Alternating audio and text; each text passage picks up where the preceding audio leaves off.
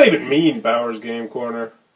Ahoy there, YouTube! We're back again today for another game review. Today I'm very excited to be checking out The Hare and the Tortoise from Yellow. This is for ages 7 and up. It's for 2 to 5 players, and it'll take you about 20 minutes to play. And in The Hare and the Tortoise, you will be recreating the ancient tale of the hare and the tortoise as they go on a race. But in this story, you're going to have big bad wolves and sheeps and foxes and all kinds of other different animals who all have their own unique racing styles. Sound intriguing? Let's open it up and see how it plays. Alright, so we're going to take a look at what you're going to get inside of The Hare and the Tortoise. So first and foremost, let's just get out of the way. This is going to be your nice little book of fables, even though I will get more into the end. It's just a big block of text, but they include that with all of their different games that are the bookshelf games, I believe they're called. Next, we're going to have a handy-dandy rule booklet. It is, what is it, about 8 pages, double-sided, full color. It is a very, very well-done rule booklet. It will have you up and running in no time at all. Big thumbs up on the rule booklet. So let's go over the components, and then we'll get into the gameplay. So first, you're going to notice that you got these nice little chunky wooden pieces that are going to be racing around the board. There's 5 of them. You got the fox and the sheep and the rabbit and the big bad wolf and the tortoise. Oh, that's a hare and the tortoise. That's what it is. So you got all your different animals. You're going to have this racetrack, and it is modular, so you can mix it up, and it'll have turns and whatnot. Even though pretty much every time it's going to be just about the same. You're going to have your little ending point right here, your little starting point. You're going to have a podium, because in this game, what's going to happen is all the animals are going to be racing around the track, and you're going to try and get your particular animals into first, second, or third place, because if you're first, as you can see, you're going to gain 5 points, and if you're second, you're going to gain 3 points. If you're third, you're going to gain 2 points. Next, we have our little stopwatch. This is going to symbolize who the first player is. And then we're going to get cards, and more cards. So first, we're going to show you the most important card, in my opinion, in the game, which are these cards right here. Everyone's going to get a helper card, because each of the animals is going to move differently. So let's go into what the helper card does real quick. So over here, as you can see, there's 18 of the bunny cards. And what happens with the bunny is, if 1 to 4 bunnies are played, they're going to move 2 spaces. However, if the bunny is in first place and 4 bunny cards are played, what's going to happen is they will move 0 spaces, kind of like symbolizing how in the book he got lazy and blah, blah, blah. Next, you're going to have the turtle. He is always going to move 0 to 3. He's going to move 1 space every single time, even if no one plays his card. And then if 4 cards of his are played, he's going to move 2 spaces. Pretty nice. So next, you're going to have the wolf, and he's going to move 1 space if he's played 1 or 2.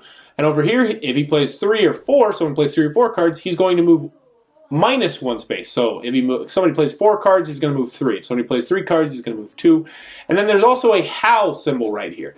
If someone plays the wolf card with the howl symbol, no one moves but the wolf, because they're all scared of the big bad wolf. And there are 3 howl symbols in the game, as you can see.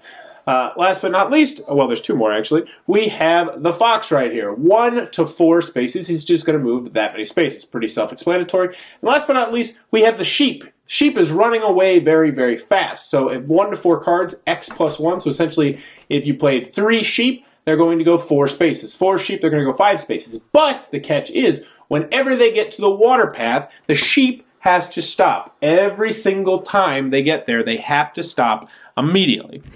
So when you start the game, you're going to draw one of these cards. And these cards are going to have all 5 of the different animals in there. So each person is going to be bidding on one animal. So if you drew this card, you would hope that the turtle is going to get first, second, or third. Now, this is going to be secret information. You don't want anyone else to know that you have this turtle.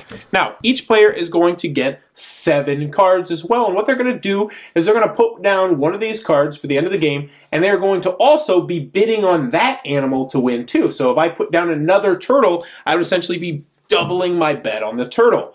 Also, you got the fox. So let's just say for this game, we're bidding on, I don't know, the fox, and we also have the turtle face down. So those would be the 2 animals that we are trying to get to win. Now, what's going to happen is each player is going to take turns going around the board once they've decided what they're doing, and they're going to play down cards in front of them. And how you're going to do this is you have to play down the same type of animal. And you can play 1, 2, 3, or 4 of an animal. So we could play 2 sheep, we could play 2 rabbits, or we could play our 2 turtles. But the thing here, the key here is you don't want to tip other people off to which animal you have, because then they can sabotage you, which is very, very bad.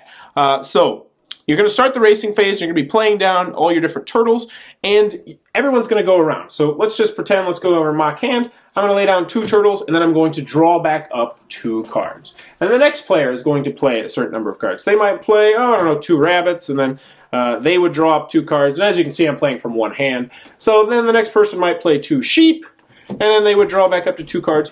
Now, you're saying, when is this going to end? This ends when there are 8 cards played out there. And you can't go over 8 cards at any time, or if 4 cards of the same type are played. So if 4 sheep are played, or 4 turtles are played, or 4 rabbits are played, so on and so forth. But let's just go pretend that we end like, oh, I don't know, like this. So we have 3 rabbits, 3 sheep, and 2 turtles. So the turtle is always going to move 1 space, no matter what. And since he has 2, we can check our handy-dandy thing and see that he is going to move 1 space right there. So the turtle would move 1 space. Bloop. And then we can go ahead and discard these 2 turtles. Now the sheep is running fast. The sheep is running very fast. So we are going to be moving the sheep not just 3 spaces, but since he's got that special ability down there, he's going to move X plus 1. So he's actually going to go 4 spaces. So the sheep is going to take a mandolin going 1, 2, 3, 4. Last but not least, we have our 3 rabbits, and whenever the rabbit gets 1 to 4 cards, as we can see up here, they're going to move 2 spaces. So the rabbit would move 1, 2 spaces. Now the fox and the wolf are not going to move at all. So, you know, if you have the fox or wolf, you might want to try and push them more along those, towards moving more. So that's it. You're going to continue to do that, and you're just going to keep moving them. You're just going to do that over and over and over again. You're going to be passing the first player marker back and forth, and eventually what's going to happen is someone's going to cross the finish line, and they're going to go onto the podium, and then someone else will cross the finish line, and they'll go on the podium, then someone else will go on the finish line, and they will cross the podium, and then you are going to reveal your bidding cards. So for us, you know, if that happened down here, that would be terribly unfortunate because we had the turtle and I believe the fox, which means we would get 0 points. So we did pretty terrible here. What they recommend is playing up to 3 rounds, but you can really play it however many rounds you want. In fact, sometimes we just play 1 round, and that's perfectly fine. But that, in a nutshell, is how the Hare and the Tortoise is played. Alright, and then Hare and the Tortoise from Yellow. What are my final thoughts? Let's go over the pros, let's go over the cons. First, on the con side. This game is good with 2 players, but it's great with 3, 4, and 5 players. So if you're looking for a specifically 2-player game, I can recommend this one, but know that it's much better with 3, 4, and 5 players. Also, the secondary game mode they include with like the +2 tokens completely negates the special abilities all the animals have, and I hate that. I just don't like that at all. It completely ruins the game for me. We played it 2 or 3 times, and I was like, yeah, we're never doing this again. And everybody pretty much agreed. That game mode, yeah, throw it away. Don't use it.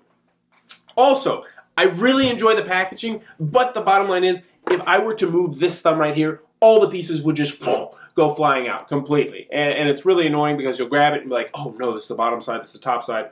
But anywho, I do like the packaging, but I don't like the fact that if you just turn it the wrong way, everything will go flying out, and then you have to go find it, which I've had to do 2 or 3 times now. Last but not least, I don't like this. It says Fable included, and I was excited. I was like, yeah, the Hare and the Tortoise, I'll be able to read that to my son, and then, yeah, this is what they got for you. It's just a big block of text. It's like I was expecting pictures and artwork and, you know, a story, but it's just this big block of text, and I was like, I was just hoping for a little bit more with the Fable. And I'm grasping for straws here on the cons because this is an absolutely fantastic game that if you have a family, if you have children, you must own. I'm going to put that label on here. Smack it on there. This is a must-own family game. It is absolutely outstanding. How outstanding is it? It's good enough that you can play it at game night. And that's always great when you can bust out a kid's game at game night. People are like, what is this? What are we playing? And then 10 minutes in, they're like, oh, this is cool. I busted this out 3 or 4 times at game night, and every single person enjoyed it. From the Euro gamer, to the thematic gamer, to the casual gamer, to the kids. Everybody I've played with has enjoyed this game. That's how good it is. Big thumbs up, Yellow. So what do I like about the game? Components. Top-notch components. The cards are nice. The chunky pieces, the races are nice. I like how the board is modular, even though it's a little tiny touch, that the board is essentially going to be the same way every time, but you can switch it up and make it go sideways and all that sort of stuff, and the kids really enjoyed that. I like how the fact that there's the podium. They took the extra time to make a podium. They didn't need a podium. They could have just said, oh, first place gets this many points, second place gets this, and this. But they made a podium, and I like that a lot. But on to the meat of the game, what I really like is how all the different characters go. And it's a lot of fun trying to figure out, oh, if I play this, I hope it'll get back to me because I want to do this or I want to do that. I liked how all the different characters felt very unique, and they felt pretty balanced as well. The turtle, I wonder if that one, we never had the turtle win, but it was always in like second or third. But other than that, I felt like everything was very, very balanced. Overall, if you can't tell, The Hare and the Tortoise is a must-own game if you were looking for a fun filler game or if you have a family. Just go buy it already. It is absolutely fantastic. That is The Hare and the Tortoise from Yellow. But in the comments below, let me know what is your favorite kids game that you can play with adults, because I love when you can mesh those two worlds together. And as always, thanks for your time, YouTube. That was a review for The Hare and the Tortoise. For more reviews and previews, check back at Bauer's Game Corner.